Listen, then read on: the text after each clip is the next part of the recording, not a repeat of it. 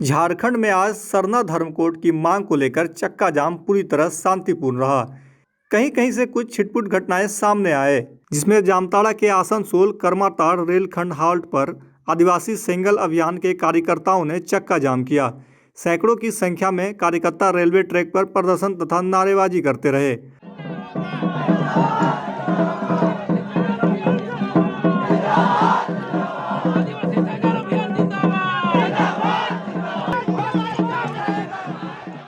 अपनी मांगों को लेकर महिला, पुरुष, युवक, युवती सभी रेलवे ट्रैक पर उतर आए थे। संथाल परगना संरक्षण सिकंदर टुडू, जिला अध्यक्ष गोपाल सोरेन के अगुवाई में सैकड़ों की संख्या में कार्यकर्ता रेलवे ट्रैक पर उतर आए। सिकंदर टुडू ने बताया कि सरना धर्म कोड अविलंब लागू किया जाए। 345 के तहत हिंदी भाषा के तर्ज पर आदिवासी भाषा को राष्ट्रीय भाषा का दर्जा दिया जाए। झारखंड में पूर्ण रूप से शराबबंदी हो। 1932 के खतियान के आधार पर डोमिसाइल लागू हो। उन्होंने बताया कि इन मांगों के अलावा भी कई मांगे हैं, जिसे लेकर राष्ट्रव्यापी आंदोलन किया जा रहा है। आज का हम लोग का ज्वलन मुद्दा है। आज तक भारत के आदिवासी को सरना धर्म अभी तक नहीं मिला है और इस सरना धर्म को मान्यता है तो आज 31/1/2021 को राष्ट्रीय नेता हमारा सलखान मुर्मू जेडीयू प्रदेश अध्यक्ष है, उसके आह्वान पर हम लोग राष्ट्रीय व्यापी रेल रोड चक्का जाम में जामताड़ा जिला कसीटाड़ में हम लोग राष्ट्रीय व्यापी चक्का जाम में उतर गए हैं। इससे पहले कल रांची के अल्बर्ट एक्का चौक पर एक मशाल जुलूस निकालकर चक्का जाम करने का आह्वान किया गया था।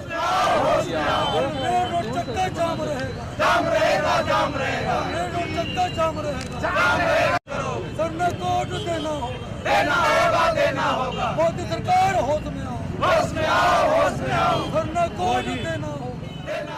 सबसे बड़ा तो विडंबना ये है कि आज़ादी के इतने वर्षों के बाद भी जो इस धरती का पहला पुत्र है, हम आदिवासी लगभग 15 करोड़ हैं और हमको किसी धर्म से कोई गिला शिकवा नहीं है, कोई नफरत नहीं है, लेकिन हमारा जो संस्कृति है, हमारा जो व्यवस्था है, हमारा जो प्राकृतिक पूजा है, जिसको हम सरना से जानते हैं, और हम जो हैं सो राज्य सरकार और केंद्र सरकार से, खासकर केंद्र सरकार से हम सरना कोड मांग रहे हैं कि अब ही जो जनगणना होने वाला है, इस जनगणना में हमारा कोड शामिल किया जाए।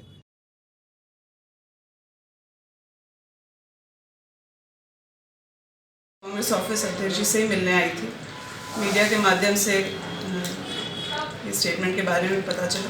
मैंने सोचा उनसे मिलकर के बात करूं, लेकिन पता चला भी वो देवघर निकल गए हैं। मैं भी देवघर जा रही हूं और वहां इसके बारे में चर्चा करूंगी। लेकिन जहां तक ज़मीन हड़पने या किसी समुदाय विशेष को लेकर के जो बात है, मेरा ये मानना है कि गलत किसी के भी साथ हो, उसे न्याय मिलनी चाहिए। जो दोषी व्यक्ति है उसको ज़रूर सज़ा मिलनी चाहिए।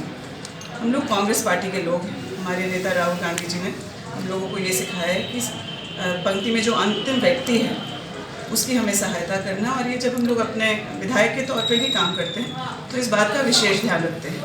गांधीवादी हम लोगों की पार्टी है। हम लोग जोड़ने में विश्वास करते हैं, तोड़ने में नहीं।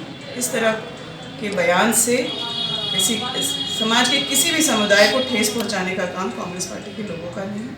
मुझे पूर्ण भरोसा है कि अध्यक्ष जी की बातों को शायद तोड़ मरोड़ करके मीडिया में दिया गया होगा, और मेरी जब उनसे सामने सीधी बात हो जाएगी तो मैं विशेष और इस पर टिप्पणी कर सकूँगी। लेकिन ये विचारधारा कांग्रेस की बिल्कुल नहीं है। किसी एक व्यक्ति विशेष की सोच पर कुछ भी कहना सही नहीं। अगर इस तरह की बात है तो उनकी बातों से कम मैं सहमत नहीं हूँ, और जितना काम और जो सीख हम लोगों को कांग्रेस में मिली है, मुझे नहीं लगता कि ये बात कांग्रेस की विचारधारा से भी मिलती है। कोई व्यक्ति किसी व्यक्ति के साथ अगर गलत हो रहा है और कोई व्यक्ति गलत कर रहा है, तो जो दोषी व्यक्ति है वो चाहे किसी भी समाज और वर्ग का हो, उसको सज़ा मिलनी ही चाहिए। और कांग्रेस पार्टी की विचारधारा रही है कि समाज के जो सबसे कमज़ोर लोग हैं उनके साथ खड़े हों, लेकिन किसी दूसरे समाज के लोगों की भावना को ठेस पहुँचाना, ये भी हम लोगों को नहीं सिखाया गया। मैंने कहा है ये उनकी व्यक्तिगत सोच हो सकती है। कांग्रेस पार्टी से कहीं की विचारधारा से ये सोच कहीं भी नहीं मिलती।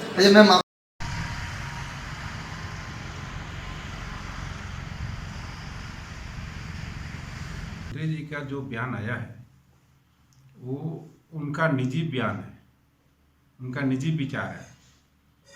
इस तरह का बयान मंत्री जी को नहीं देना चाहिए था, क्योंकि वो एक सम्मानित पद पे हैं और अपने पद या गरिमा को देखते हुए इस तरह का बयान उनको नहीं देना चाहिए, विवादास्पद बयान।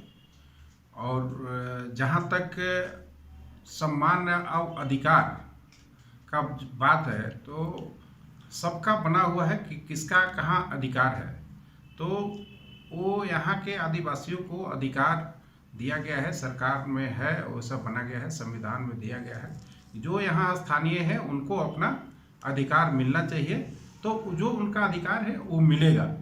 और जहाँ तक विकास का बात है, तो उसमें सब लोग मिलजुल के ही करते हैं। तो चाहे बिहार के हो या मड़वारी हो या यहाँ के स्थानीय हो, मिलजुल के ही विकास होता है। जब मिलजुल के ही विकास होगा तो झारखंड का ही विकास होगा और झारखंड के लोग खुशहाल रहेंगे।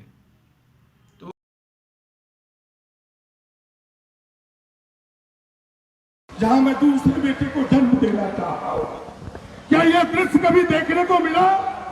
और यह दृश्य कभी देखने को मिला तो यह मोदी जी के जमाने में लॉकडाउन के कारण मिला। इतनी विभत्स दृश्य, हृदय विदारक दृश्य कभी दूसरे समय नहीं मिला। कितने लोग रेल की पटरी पर कट गया, कितने लोग सोते हुए रेल की पटरी में जान दे दिए। पूरी कहानी हो गई। लेकिन मैं झारखंड सरकार को इस मंच से बधाई देना चाहता हूं कि गरीबों के लिए, मजदूरों के लिए पहली ट्रेन किसी ने चलाया तो आदरणीय हेमंत सोरेन जी ने, और इस कांग्रेस और जेएमएम की सरकार ने चलाया। झारखंड सरकार जिंदाबाद। यहां तक कि लोगों को जो चप्पल पर चलने वाले लोग थे उन्हें हवाई जहाज से लाया गया। ये दर्द अगर मोदी जी दिखाते तो मोदी जी के बारे में भी कहते हम सब कि आपने गरीबों के लिए कुछ किया है। एक एक चीजों को आप याद कीजिए।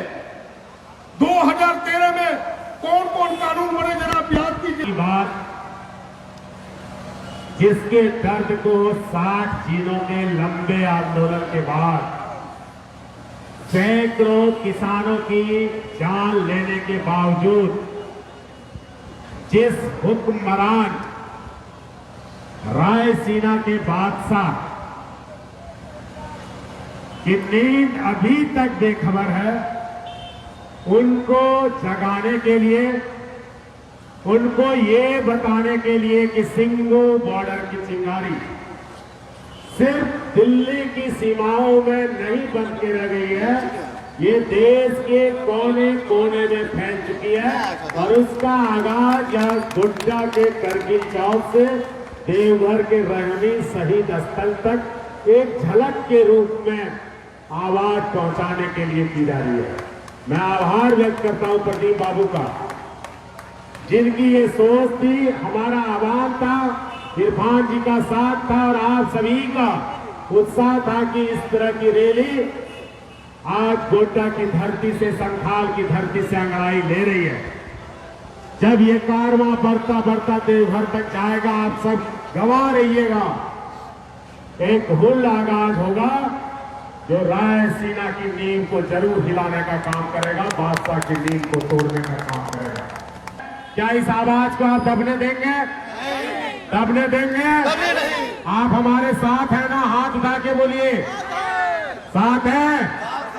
इनकलाब जिंदाबाद, इनकलाब जिंदाबाद। भारत माता की जय, भारत माता की जय। किसान भाइयों, डॉक्टर इरफान साहब बोल रहे हैं कि इसके बाद हम लोग सब, प्रदीप बाबू, आप सब, हम सब जामताड़ा में जीतेंगे। इरफान जी के नेतृत्व में हसुआ और कचिया रैली का आगाज करेंगे। वो भी अभूतपूर्व होगा, जो मोदी सरकार को आकृष्ट करके किसानों को न्याय दिलाने का काम करेगा। हम अभी आग्रह कर रहे हैं, आंदोलन कर रहे हैं, सत्याग्रह कर रहे हैं शांतिपूर्ण तरीके से। हम गांधी के लोग हैं। 26 तारीख को जो घटना हुई उसके बारे में आपको बताना चाहेंगे। 60 मौतें, 2 महीने का आंदोलन, 60 मौतें होने के बावजूद भी लाखों लोगों ने एक परिंदे को मारने का काम नहीं किया, ना ही कोई ऊंची आवाज उठाया। अचानक 26 जनवरी को वो भीड़ कहां से हिंसक हो थी, ये जांच का विषय है। और honourable president of India, chief justice of India से यह मांग करते हैं कि इसकी न्यायिक जांच करें और वो दोषी लोग जो इस रैली को खत्म करने के लिए, आंदोलन को खत्म करने का षड्यंत्र करने के लिए घुसपैठिए के तौर पर शामिल हुए थे, उसका देशवासियों के सामने पर्दाफाश करें, दूध का दूध, पानी का पानी करें और किसानों को न्याय दिलाने का काम करें। यदि वहां से होता है तो ठीक, नहीं तो ये जन आंदोलन एकमात्र आखिरी रास्ता है और जिसका आगाज आज गोड्डा के करगिल चौक से झारखंड की धरती में हुआ है। साथ देंगे ना आप लोग? देंगे कि नहीं?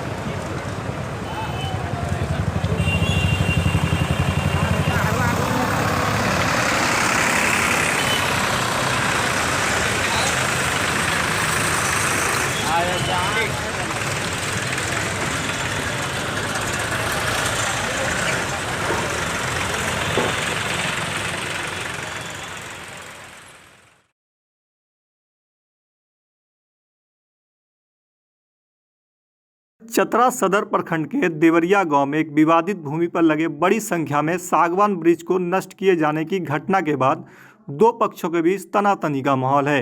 एक पक्ष ने दूसरे पक्ष पर विवादित भूमि में लगे सागवान वृक्ष को नष्ट करने का आरोप लगाते हुए कानूनी कार्रवाई के लिए स्थानीय थाना में आवेदन दिया है। एक पक्ष का आरोप है कि भूमि पर 110 वृक्ष लगाए गए, जिसमें लगभग 105 पेड़ को हानि पहुंचाई गई। उन्होंने बताया कि सरकार पर्यावरण के लिए लाखों रुपए खर्च करती है। हम लोगों ने भी पर्यावरण की रक्षा के लिए वृक्ष लगाया था, परंतु उसे नष्ट कर दिया गया। उन्होंने उच्च स्तरीय जांच की मांग करते हुए दोषियों को कड़ी सजा दिलाने को कहा है। सागवान का पेड़ लगाए थे हम लोग, 110 पीस सागवान का पेड़ था।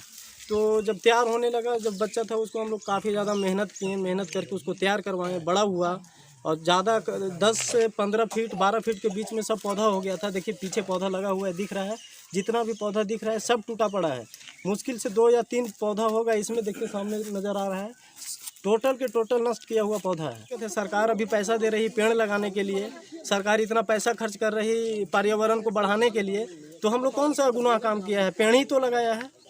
पर्यावरण बचाव के अभियान में हम लोग पेड़ भी इसको छोड़ दिए और कुछ हटाए भी नहीं। काफ़ी ज़्यादा ये लोग प्रेशर भी दिया था, बीच में मीटिंग वूटिंग बैठा था, ये लोग धमकी भी दिया था, काट के फेंक देंगे, तोड़ देंगे, काट देंगे, हटा लो यहाँ से पेड़। धमकी कौन कौन दिया था? ये उदय सिंह दिए थे, रंजीत सिंह दिए थे ये लोग। और सुबह में जिस दिन टूटा, 23 तारीख को रात में टूटा, सुबह में कहने गया दिलीप सिंह ने घर पे जाके बोल के आए कि जा जो उखाड़े लो तो उखाड़ लिया, कबाड़ दे लिए, ऐसा बोला गया।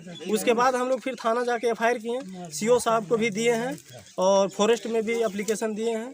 फिलहाल आज थाना से आए हैं, चेक करके जा रहे हैं, सर्वे करके जा रहे हैं। इसका प्रतिक्रिया आगे क्या होगा वो मुझे पता नहीं। थाना से आप क्या चाहते हैं?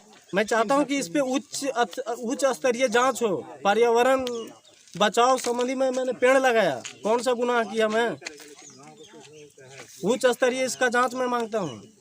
वहीं दूसरे पक्ष ने बताया कि पूरे घटनाक्रम में उनका कोई हाथ नहीं है, उनके खिलाफ झूठा आरोप लगाया जा रहा है। एकर में हम लोग के जरी सन भी जानकारी नहीं है। कि कौन तोड़ा का किया, हम लोग के जरी सन भी अथी नहीं। कोई धमकी हम आज तक देवे नहीं किए हैं। अगर धमकी देते तो वही घड़ी नहीं अथी हो जाता, लेकिन हम कुछ नहीं बोले। ये बहुत हम लोग के तो अपने दुख के बात है। हम लोग तो ये दुख के बात है कि ऐसा किया था, किया कौन। हाँ, खूब हम लोग तो कहें कि अगर केस मुकदमा नहीं होता तब तक पकड़ ले रहते, अब तक पकड़ ले रहते सब हम लोग। पकड़ाइए जाएगा। अगर आज निकाल एकदम पकड़ाइए जाएगा, देखिएगा ना। वहीं सदर थाना के एसआई ने बताया कि पूर्व से दोनों पक्षों के बीच भूमि विवाद का मामला चला आ रहा है। मामले की जांच चल रही है, जल्द ही इसका उद्भेदन कर लिया जाएगा।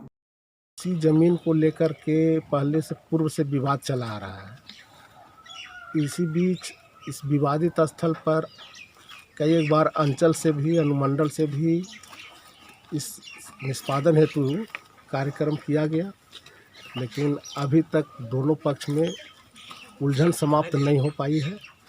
इसी बीच प्रथम पक्ष के द्वारा सागवान का पेड़ यहाँ लगाया गया था, जिसमें 20-25 सागवान का पेड़ को 20-25 सागवान पेड़ का लोग तोड़ दिया है बीच में ही, जिसके चलते प्रथम पक्ष काफ़ी आहत है और ग्रामीणों को भी तकलीफ़ है कि पेड़ को नहीं तोड़ना चाहिए।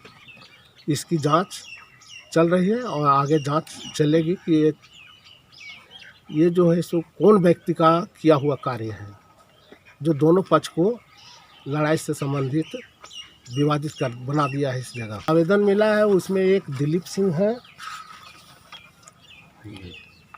उदय सिंह है, रंजित सिंह है और दिलीप सिंह है। 3 व्यक्ति का नाम है। ये लोग पूर्व में जब समझौता के लिए प्रयास किया जा रहा था तो उस बीच में जब पेड़ छोटा छोटा था उस समय बोला गया कि इस पेड़ को उखाड़ दिया जाएगा, ठीक ना ये। लेकिन उस समय शांति बनी, फिर दोनों आपस में मिले। उसके बाद फिर ये कौन व्यक्ति ऐसा करामत किया है ये अभी हम लोग जांच कर रहे हैं और जब सामने आ जाएगी बात तो हम लोग क्लियर कार्रवाई की जाएगी।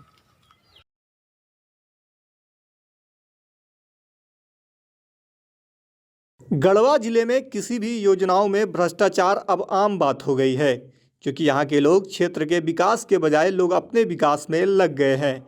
आज ऐसे ही भ्रष्टाचार को उजागर करते दिखे स्थानीय विधायक रामचंद्र वंशी और झारखंड विधानसभा की टीम। जिले के मझियाओं प्रखंड क्षेत्र के तहड़े पंचायत में तहड़े गांव से भैंसा खाड़ गांव तक आरईओ विभाग के द्वारा लगभग 2 करोड़ 50 लाख की लागत से 3.4 किलोमीटर लंबाई तक बनने वाले पीसीसी रोड व कालीकरण पथ में भारी अनियमितता बरते जाने का मामला प्रकाश में आया है। शिकायत के आलोक में झारखंड विधानसभा अनागत प्रश्न क्रियान्वयन समिति के सभापति रामचंद्र वंशी व एसडीओ मोहम्मद जियाउल अंसारी के द्वारा जांच की गई। जांच के दौरान जगह जगह पर पीसीसी पथ को तोड़कर भी देखा गया। देखने के पश्चात आरोप सही सिद्ध होने के बाद उन्होंने आरईओ विभाग के कार्यपालक अभियंता को जमकर फटकार लगाई। साथ ही उन्होंने उपस्थित एसडीओ जियाउल अंसारी को पथ निर्माण में लगे सरकारी रुपए की रिकवरी करते हुए कार्रवाई करने का निर्देश दिया। इसके अलावा भैंसा खाड़ गांव में विभाग के द्वारा बनवाया गया पुलिया का भी निरीक्षण किया गया, उसमें भी काफी अनियमितता मिली। इस दौरान उन्होंने निर्माणाधीन पुलिया को तोड़कर नए सिरे से बनवाने का आदेश भी दिया। इसके अलावा मझियाओं गांव से बिशनपुरा तक जाने वाली मुख्य सड़क की जर्जर व जीर्ण शीर्ण स्थिति को देखकर आग बबूला हो गए।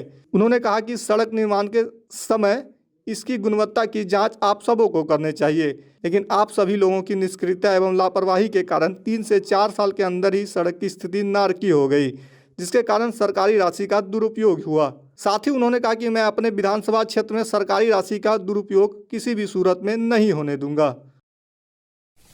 एस्टिमेट बनाकर कार्य लगावे, परंतु अभी खेत के साथ कहना पड़ रहा है कि अभी तक जो है न कोई कमेटी आई है, न कोई जांच हुआ है, न कोई कार्रवाई हुआ है। और इसके मैंने स्वयं बात करके बताते हैं, मैंने स्वयं निरीक्षण किया और साथ में अनुमंडल पदाधिकारी, कार्यपालक अभियंता पीडब्ल्यूडी, कार्यपालक अभियंता आरईओ के साथ में मैं निरीक्षण के दौरान पाया कि चारों तरफ एसडीओ लिखा गया ना, हाँ एसडीओ है, सहायक अभियंता है। पाया गया कि चारों तरफ रोड टूटा हुआ है और जमीन दिखाई दे रहा है, समझे ना, मात्र 4 साल बने हुए हुआ। अतः पुनः निर्देश दिया जाए दिया जाता है कि शीघ्र इसको जांच कर कार्रवाई करते हुए और इसे मरम्मत कराया जाए। मझियाओं से बिशनपुरा रोड है। जिस समय यह रोड पूरी तरह से बन चुकी थी 14-15 में, उस समय यह रोड में ऊपर से नीचे पूरी जो अधिकारी इनमें इन्वॉल्व थे, उन्होंने सबने पैसा खाया है और ठेकेदार ने इतना घटिया काम किया है। यह काम आप लोग ने देख रहे हैं कि इसमें 5-5 फीट का गड्ढा हो चुका है। यह रोड एकदम बिल्कुल चलने लायक नहीं, इसमें गाड़ी क्या आदमी भी नहीं चल सकते हैं। इस रोड की मैं विधायक जी से भी और सभी पदाधिकारी जो अभी हैं उनसे मैं आग्रह करूंगा कि इस रोड को जांच कर इसमें जो भी इन्वॉल्व है उनको सब दंडनीय कार्रवाई किया जाए, इसकी मैं मांग करता हूं।